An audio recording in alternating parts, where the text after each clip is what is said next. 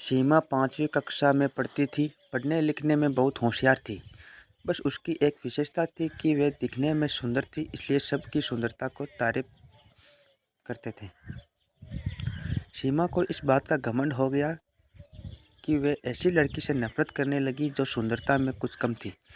उसे सबसे अधिक वंदना से नफरत थी, क्योंकि उसका रंग थोड़ा काला था। वह हमेशा उसे काली बिल्ली कहकर चिढ़ाती थी, लेकिन वंदना का स्वभाव इतना अच्छा था कि वह उसे कभी न कहती, कुछ न कहती।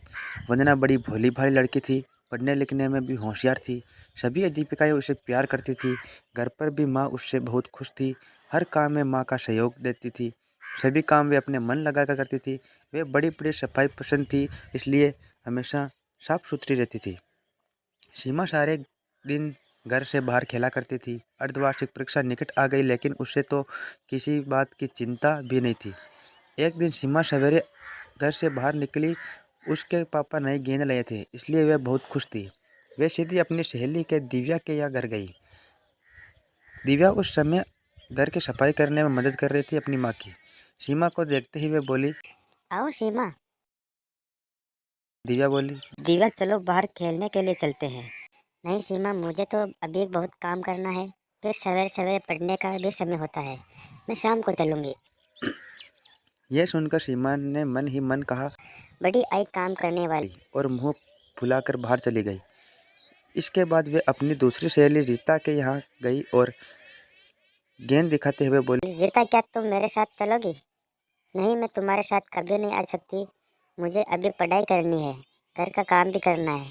यह सुनकर वह चुपचाप बिना कुछ कहे गुस्से से बाहर चली गई। इस समय के बाद वे अपनी कई सहेलियां के घर गई, पर सभी पढ़ाई कर रही थी। किसी को खेलने की फुर्सत नहीं थी।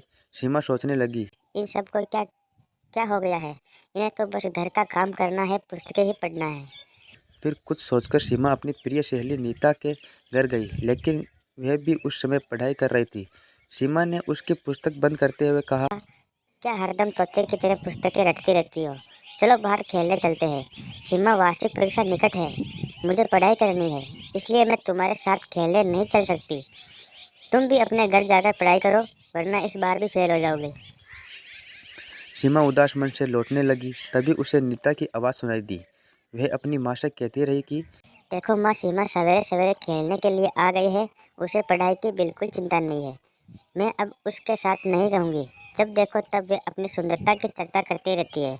माँ, मुझे तो वंदना से अच्छी लगती है।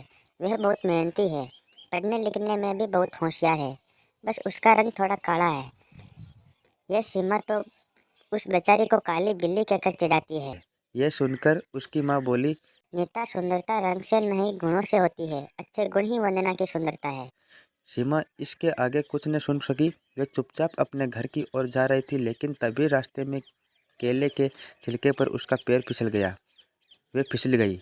वंदना अपने घर के बाहर खड़ी थी। उसने सीमा को गिरते देखा तो तुरंत दोनों हाथ पकड़कर उसे बड़े प्यार से उठाया। यह देखकर सीमा की आंखें भर आई। वे मन ही मन सोच रही थी कि वे वंदना से कितना नफरत करती है, लेकिन वंदना के मन में उसके लिए कितना प्यार है। वह बोली, वंदना, तुम सबसे सुंदर हो और मैं काली बिल्ली हूँ। मैंने तुम्हें काफ़ी तंग किया है, बहुत चिढ़ाया है, मुझे माफ़ कर दो। अरे भला सहेली से माफ़ी मांगी जाती है? सचमुच सीमा ने अपनी सुंदरता पर घमंड करना और वंदना को चिढ़ाना छोड़ दिया। तो बच्चों, हमें यह शिक्षा मिलती है इस कहानी से कि सुंदरता रंग से नहीं गुणों से होती है।